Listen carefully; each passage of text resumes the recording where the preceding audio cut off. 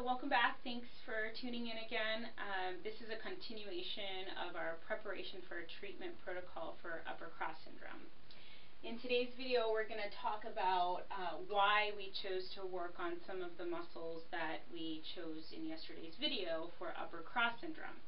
And I'm going to break down the actions here that take place when you are in an upper cross syndrome, or when your muscles are locked in a shortened position, causing distortion of the body. So in order to create the postural distortion, we have to, in anatomical position, we have to adduct the humerus. We also need to internally rotate. Okay, so we should be internally rotating and protracting the scapula. Okay, so from a lateral view, since upper cross syndrome is predominantly assessed from the lateral view, we're going to go ahead and be in an ideal posture here, and then we're going to take our arms and adduct, internally rotate, and protract the scapula. And here we see the upper curvature, or the excessive curvature of the upper thoracic spine here. Then we're going to go ahead and extend our head forward. So we have adduction, internal rotation, and protraction.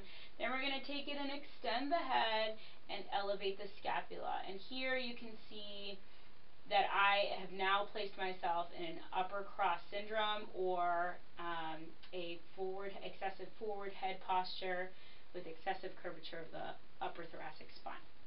So because we have all of these actions taking place in shortening our muscle, so muscle fibers are very much like rubber bands. When they're locked in a short position, you can almost think of it like a rubber band that's tightened on that area. So we have to go ahead and tighten those muscles into that action in order to create the distortion.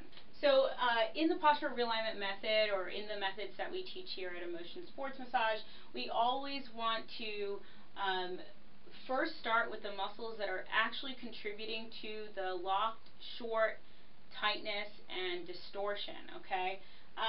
So your client may come to you, or if you're not a practitioner and you're just watching this video for education purposes or for yourself, if you are in this position, you may start experiencing or have symptoms of pain between the shoulder blades. Or even, a lot of times you might have like just pain in the back part of your neck and upper back. So naturally, a lot of practitioners may decide that they're going to start prone, or start the client in that position and work through some of those muscles. And oftentimes, if you've been practicing long enough, you know that oftentimes those muscles in the back, the rhomboids, the mid-traps, and some of the other upper back muscles are not actually that tight.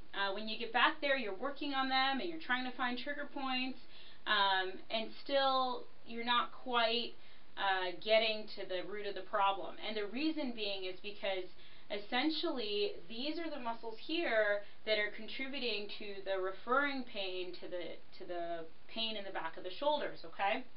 So if you have been assessed for upper cross syndrome, or if you have clients that have an upper cross syndrome posture, these are the muscles you want to start with, because these are the muscles that are actually short.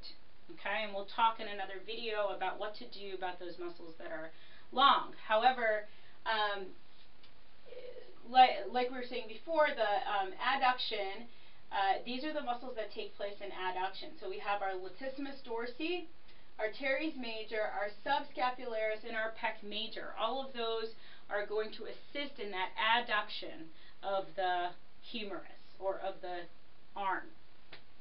The internal rotation is going to be a really big one, right? Most people in upper cross syndrome, or who have this distortion, are going to be internally rotated. So we'll have lats, teres major, subscap, and anterior delts. All right.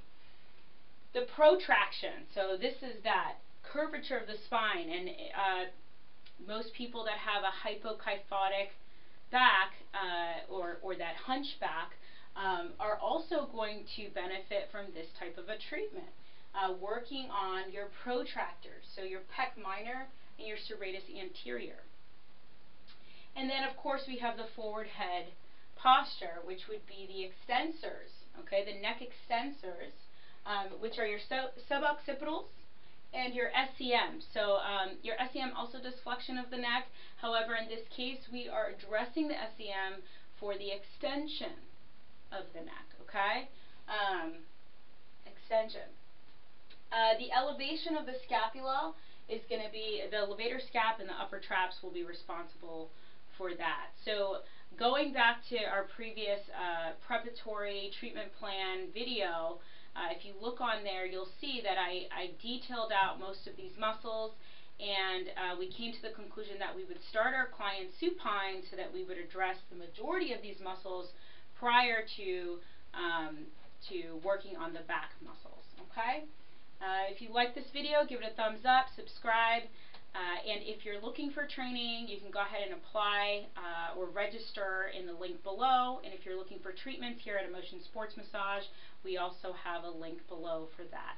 Thanks again for watching, and we look forward to seeing you in our next video.